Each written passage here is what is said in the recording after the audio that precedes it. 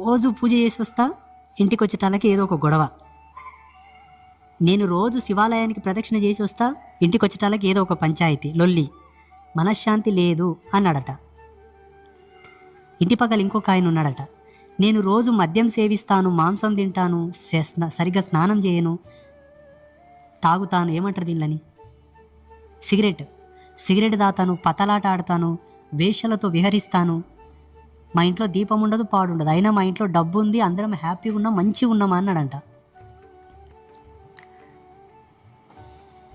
ఎవరైతే శివాలయానికి వెళ్ళి దేవతా పూజలు చేస్తూ బాధపడుతున్నవాడు ఇంతకుముందు చేసిన పాపాన్ని అనుభవిస్తున్నాడు, ఇది తగ్గిపోతుంది. ఎవరైతే ఏ పూజ చేయకుండా సుఖభోగాలు అనుభవిస్తున్నవాడు ఇంతకుముందు చేసిన పుణ్యం అనుభవిస్తున్నాడు, ఈతని పుణ్యం తరిగిపోతుంది. శివ బలి పలికించి చూడండి. ఈ పుణ్యాన్ని అనుభవించేటప్పుడు కళ్ళు కనబడలేపక అంత తరిగి లాస్ట్కు 2 స్టెప్పుల మీద నిలబడ్డాడు. ఈయన ఈ పుణ్యం అనుభవించేవాడు, ఈ పాపం అనుభవించేవాడు. గేమ్ ఇక్కడైంది. పాపం పోతే మిగిలేదేంటి? పుణ్యమే కదా. పుణ్యం లక్షణాలు ఏంటి? సుఖము, సౌఖ్యము, ఆనందము, సంతోషము.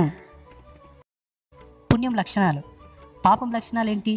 ఎంత తిన్నా అజీర్తి, ఎంత చేసినా చేతికి రాకపోవడం, ఎంత మంచిగా ఉందామన్నా మనశ్శాంతి లేకపోవడం, ఎటు చూసుకున్నా వెలితి ఉండడమే పాపం, వేదనతో ఉండడమే పాపం.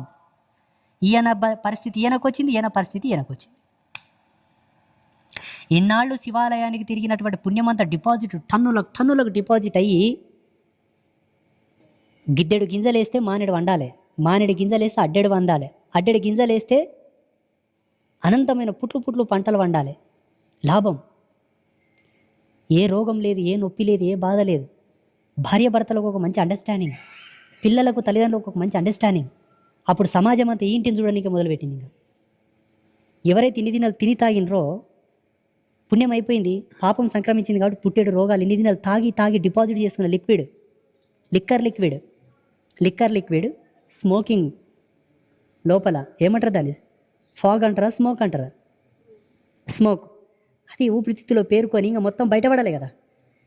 ఎంత సుఖం అనుభవించాడో అంతకు రెట్టింపు దుఃఖాన్ని వీడు చూస్తున్నాడు, ఎంత దుఃఖపడ్డాడో ఇంతకు 10 రెట్లు సుఖాన్ని ఈయన చూస్తున్నాడు.